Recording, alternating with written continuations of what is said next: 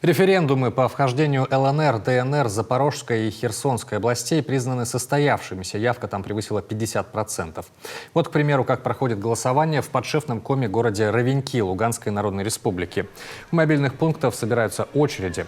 Александр Григорьевич встал рано утром, чтобы одним из первых прийти и отдать свой голос. Он делает выбор в пользу будущего в составе России.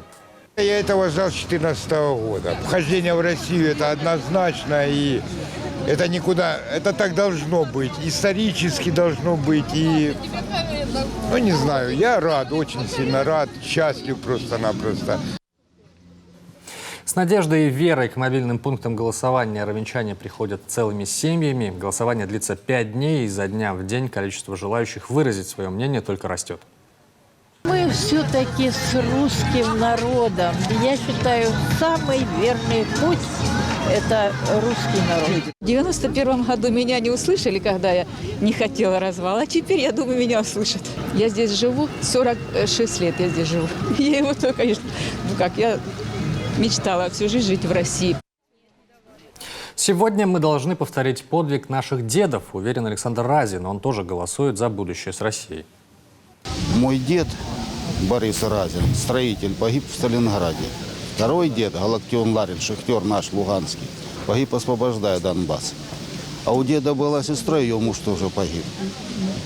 И у бабушки была сестра, ее муж погиб. А бабушкин младший брат инвалидом вернулся. Но те, кто выжили, погнали эту нечисть. А на Западной Украине эти бандеровцы стреляли им в спину. А сейчас бандеровцы герои. И какой мой выбор будет? Только такой, Россия. А их гнать, и гнать, и гнать. К мобильным избирательным участкам приходят семьями вместе с маленькими детьми. Илона голосует за мир. Молодая мама говорит, дети заслужили право на счастливое будущее. Надеюсь, что прекратятся наконец-то наши обстрелы, начнется мирная, спокойная жизнь. Поэтому сколько уже можно. У меня дети родились в войну, и 8 лет вот все они живут в войне. Они не знают, что такое тишина просто. Надеемся, что все это прекратится. 4-й день референдума, а очереди только растут. Это при том, что в городе работают более 30 выездных бригад. Ровенчане не могут остаться в стороне от исторических событий, которые объединяют братские народы.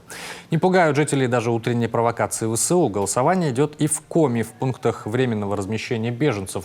Подробные разъяснения от организаторов, работа наблюдателей, прозрачные урны для бюллетеней и даже импровизированные ширмы.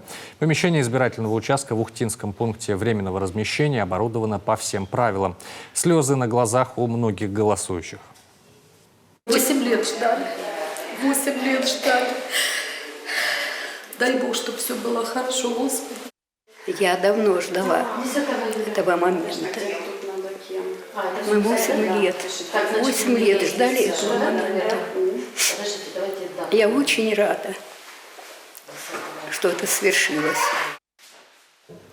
Татьяна Костенко и Галина Богодяш приехали в Ухту из Мариуполя в апреле. Здесь у обеих женщин родственники. И сейчас нам хорошо. Родственники приняли нас хорошо. Ну, там жить негде было. Вот мы сейчас в гостинице находимся. Прекрасно. Просто прекрасно.